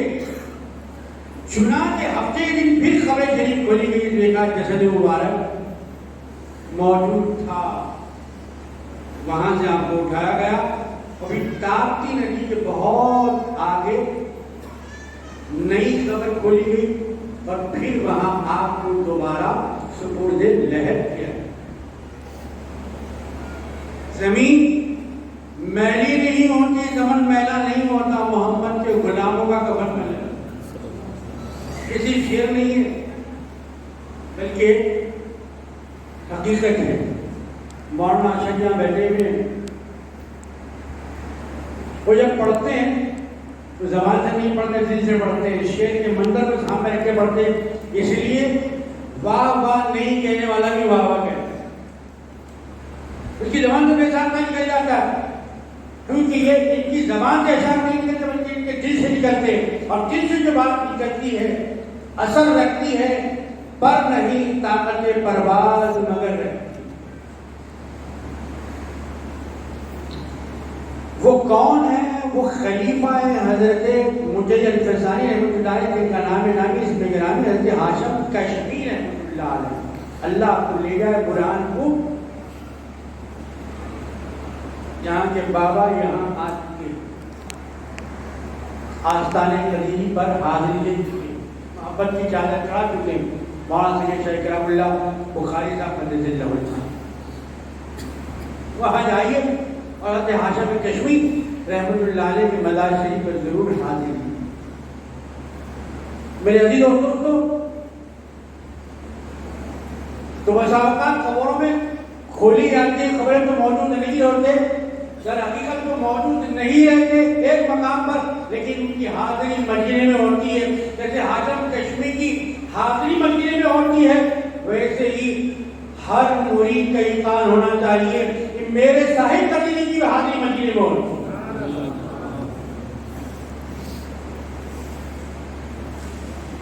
مکان کی زینت ڈیکوریشن سے نہیں ہوتی، مکان کی زینت تو مکین سے ہوتی۔ اس لیے اللہ والے بزرگان دین جب تک زندہ ہیں پھول پہناتے ہیں، اور جب تیرے زمین چلے آتے ہیں پھول چڑھاتے ہیں۔ خوشبو سے تعلق ان کا نہیں ٹوٹتا، اگر تعلق ٹوٹ جاتا، ختم ہو جاتا، وہاں کچھ موجود نہیں ہوتا، تو پھر حضور پاک علیہ السلام کے اس فرمان کا مطلب کیا ہوگا؟ جب قبرستان سے گزرو تو کہو السلام علیکم یا اہل القبور۔ جب وہاں کوئی ہے نہیں تو بھی کس کو سلام کر رہے ہیں؟ مٹی کو سلام کر رہے ہیں کیا؟ کڑیوں کو سلام کر رہے ہیں؟ گنبد کو سلام کر رہے ہیں؟ نہیں، یا اہل قبور۔ قبر کو ٹیکا نہ دو، اس سے اہل قبر کو تکلیف ہوتی ہے۔ حاضری دینے کے لیے آؤ، قرآن خوانی کرنے کے لیے آؤ، فاتحہ پڑھنے کے لیے آؤ، تو قبر کے سرہانے سے نہ آؤ، پائنگی سے آؤ۔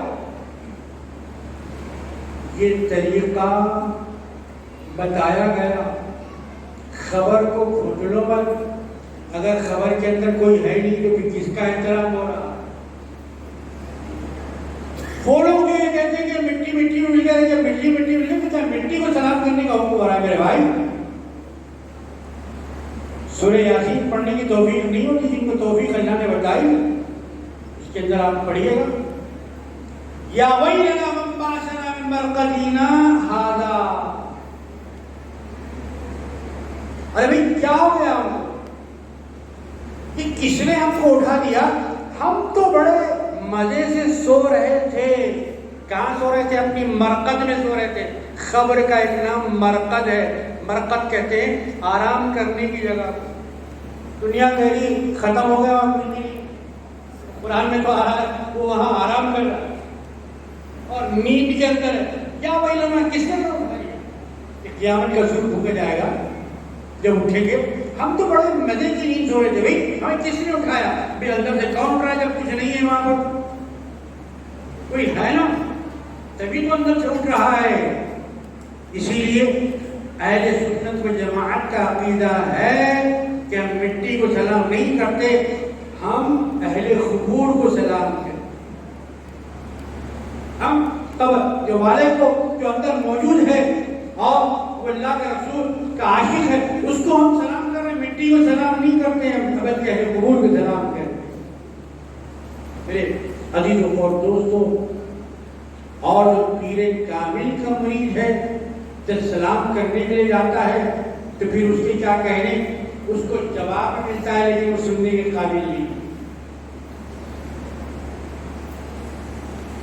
تو آج حضرت صاحب قدیری رحمت اللہ علیہ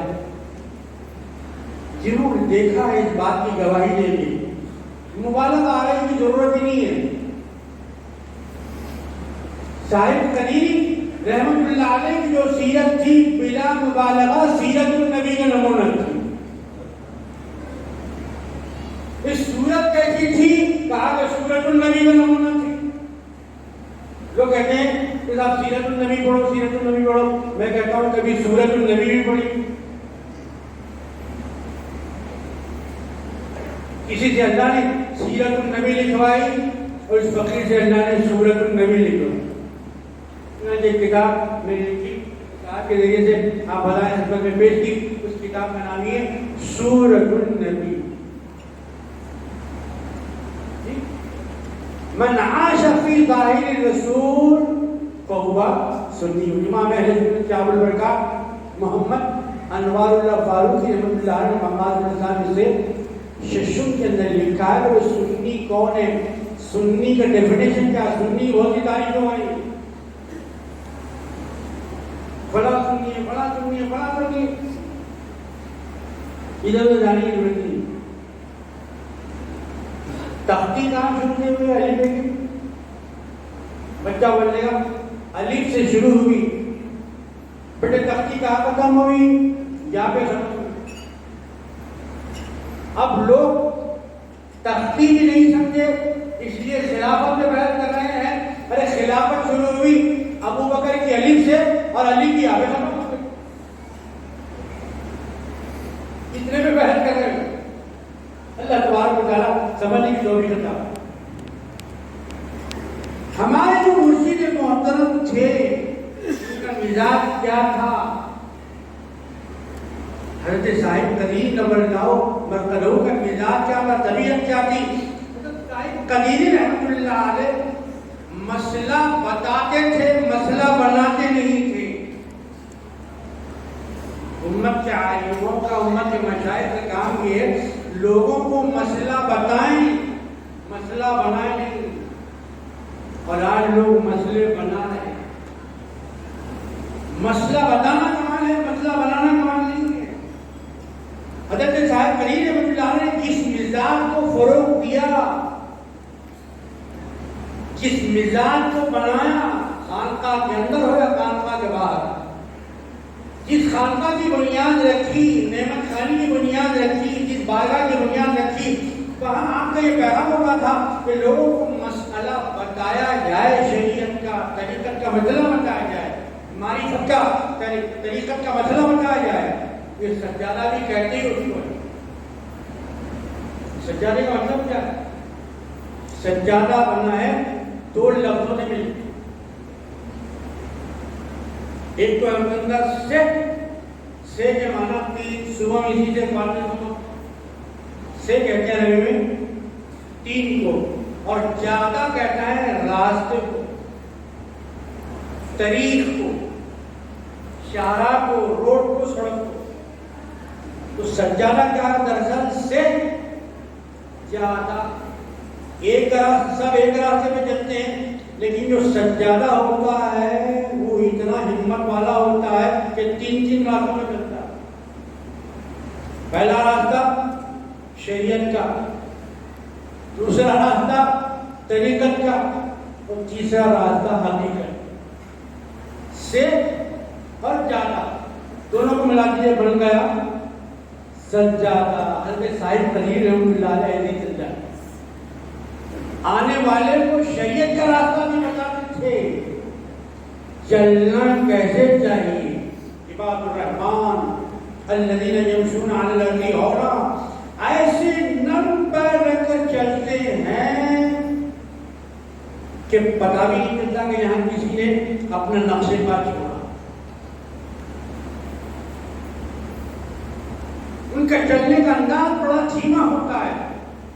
उनकी गुफ्तगू सरकार दो आलम अलैहिस्सलाम की गुफ्तगू का पर्दा होती है। उनकी खिलवत नबी का नमूना होती है, उनकी जलवत नबी का नमूना होती है। उनका तकल्लुम नबी होता है, उनका तबस्सुम नबी होता है, उनका तरहुम नबी होता है, उनकी शफ़क़त नबी होती है। तैबा से मंगाई जाती है, सीनों में छुपाई जाती है, और तौहीद की मैं प्यालों से नहीं आंखों से पिलाई जाती है। आंखों से पीने वाले बोलने लगे। कैसे पिलाया था हज़रत साहिब खलील रहमतुल्लाह अलैह ने? میرے عزیز اور دوستوں، اسی پلانے کے انداز کو یاد کرنے کے لیے آج ہم یہاں پر جمع ہوئے. خواتین بھی آئی ہیں، مرد بھی آئے ہیں، جوان بھی آئے ہیں، بوڑھے بھی آئے ہیں، خلفاء بھی آئے ہیں، اہل دل بھی آئے ہیں، اہل محبت بھی آئے ہیں. حضرت صاحب قدیر رحمۃ اللہ علیہ صاحب شریعت بھی تھے. صاحب کیا خوب تکلف صاحب نے اختیار کرنا. یہ صاحب کا لفظ ہم کہہ رہے ہیں صاحب ہمارے پسندیدہ ہے نہیں، یہ لفظ صاحب اللہ کو بھی پسند ہے. لفظ صاحب کو اللہ تعالیٰ نے سرکار تو عالم صلی اللہ علیہ وسلم کے لیے پسند فرمایا، اور اس لفظ صاحب کو سرکار تو عالم صلی اللہ علیہ وسلم نے اپنے حبیب حضرت ابوبکر صدیق کے لیے پسند فرمایا. ما ضل صاحبكم وما غوى. اللہ تبارک و تعالیٰ فرما رہا ہے. اور سرکار تو عالم صلی اللہ علیہ وسلم حضرت ابوبکر صدیق رضی اللہ عنہ فرما رہے ہیں اس وقت جب کہ آپ ہجرت کی رات غار کے اندر تھے اور دشمن حملہ کرنے کے لیے آ رہے تھے، تو سرکار تو عالم نے کیا فرمایا کہ یقول لصاحبہ لا تحزن ان اللہ معنا. اے میرے صاحب، اے میرے دوست، اے میرے رفیق، اے میری پیروی کرنے والے، اے مجھ سے محبت کرنے والے، اے میری صحبت باقید میں رہنے والے، اے میرے دامن کو پکڑنے والے، ڈرنے کی ضرورت نہیں ہے. ہمارے ساتھ چونکہ لا تحزن ان اللہ معنا، اللہ ہمارے ساتھ ہے. سرکار دو عالم صلی اللہ علیہ وسلم نے لفظ صاحب کو پسند فرمایا کس کے لیے؟ حضرت ابو بکر صدیق رضی اللہ تعالی عنہ کے لیے. مبارک لفظ ہے. جب ایک بار ہم صاحب کہتے ہیں تو گویا سرکار کی سنت بھی ادا ہو جاتی ہے، اللہ کی سنت بھی ادا ہو جاتی ہے، رسول اللہ کا فیض بھی مل جاتا ہے، اللہ کا فیض اور کرم بھی مل جاتا ہے. میرے عزیز اور دوستو، حضرت صاحب قدیری رحمۃ اللہ تعالیٰ علیہ کے یوم وصال یعنی ملنے کو آج ہوئے 10 سال کا عرصہ، کوئی معمولی عرصہ نہیں. آپ دیکھ رہے ہیں 10 سال کے اندر صاحب تو بظاہر دکھائی نہیں دے رہے ہیں، لیکن صاحبی فکر برابر دکھائی دے رہے ہیں. ہر سال آتے ہیں نقشہ بدلتا دکھائی دے رہا ہے. اب آئندہ سال آئیں گے نہ جانے کیا کیا اور آپ کو بدلتا ہوا دکھائی. صاحبی فکر زندہ ہے. وہ صاحب تو گئے ہیں لیکن صاحب ثانی کو ہمارے لیے چھوڑ کے گئے کہ صاحب ثانی ہمارے ساتھ. ان کی اطاعت میں رہیے، ان کی محبت میں رہیے، ان کی عقیدت میں رہیے. ان کی اتباع حقیقت میں ان کی اتباع نہیں ہے، درحقیقت وہ حضرت صاحب قدیری کی اتباع ہے. اور صاحب قدیری کی اتباع حقیقت میں صاحب قدیری کی اتباع نہیں ہے، بلکہ وہ حضرت خدیر اللہ کی، حضرت خدیر اللہ کی اتباع حقیقت میں خدیر اللہ کی اتباع نہیں ہے، وہ بندہ نواز کی اتباع ہے. بندہ نواز کی اتباع حقیقت میں بندہ نواز کی نہیں ہے، وہ غریب نواز کی اتباع ہے. وہ غریب نواز کی اتباع حقیقت میں غریب نواز کی اتباع نہیں ہے، غوث اعظم کی اتباع ہے. تو غوث اعظم کی اتباع حقیقت میں غوث اعظم کی اتباع نہیں ہے، سیدنا علی کی اتباع ہے. اور سیدنا علی کی اتباع حقیقت میں اتباع نہیں ہے، سرکار دو عالم کی اتباع.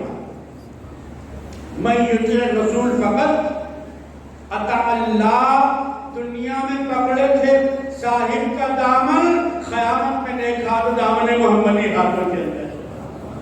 یہ مت سمجھنا صرف ہمارے ہاتھوں میں دامن صاحب خدیری ہے، نہیں، اسی میں دامن بندہ نواز بھی آ گیا ہے، اسی میں صاحب دامن غریب نواز بھی آ گیا ہے، اسی میں دامن غوث العظم بھی آ گیا ہے، دامن امام اعظم بھی آ گیا ہے، دامن مولا کائنات اللہ تعالیٰ عنہ بھی آ گیا.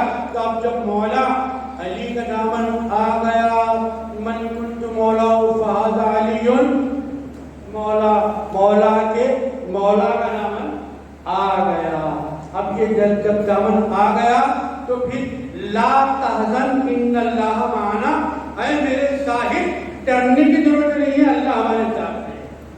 اور صاحب بھی اپنے جانے والوں سے فرما رہے ہیں, اے تجھ سے محبت کرنے والوں, لا تحزن ان اللہ معنا, مت ڈرو ہمارے ساتھ اللہ ہے. حالات آتے رہیں گے مگر لا تحزن ان اللہ معنا. دیکھ رہے ہیں صاحب ایمان کا پیغام, یقین کا پیغام دے, ایقان کا پیغام دے رہے ہیں. تو یہ صاحب قدیری رحمۃ اللہ تعالی علیہ کی جو یاد ہے کہ یقیناً نہیں ہے. اللہ تبارک و تعالیٰ ہماری اس یاد کو قبول فرمائے اور اس یاد کے صدقے میں ہماری مغفرت فرمائے, ہماری حاضری کو قبول فرمائے. دل اور دل اپنے دونوں قابل عزت ہوئے, دل اور دل اپنے دونوں قابل عزت ہوئے. اس میں خواجہ کی دیا, اس میں ملائے غوث پاک. یا الہی یہ تمنا ہے کہ وقت آخری, یا الہی یہ تمنا ہے کہ وقت آخری سر ہو خواجہ کے قدم پر, اس پہ پائے غوث پاک. وآخر دعوانا ان الحمدللہ.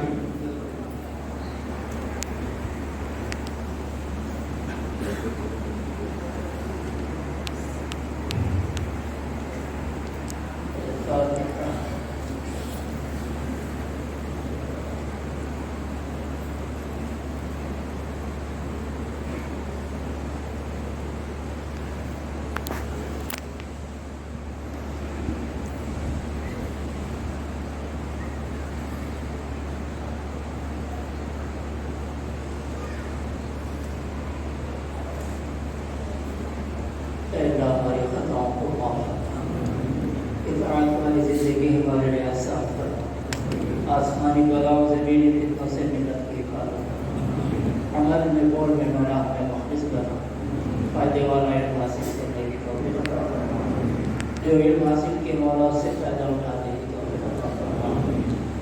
ربنا اغفر لنا ولوالدينا ولأساتذتنا ولمشايخنا ولمن له حق علينا ولمن أوصانا بالدعاء.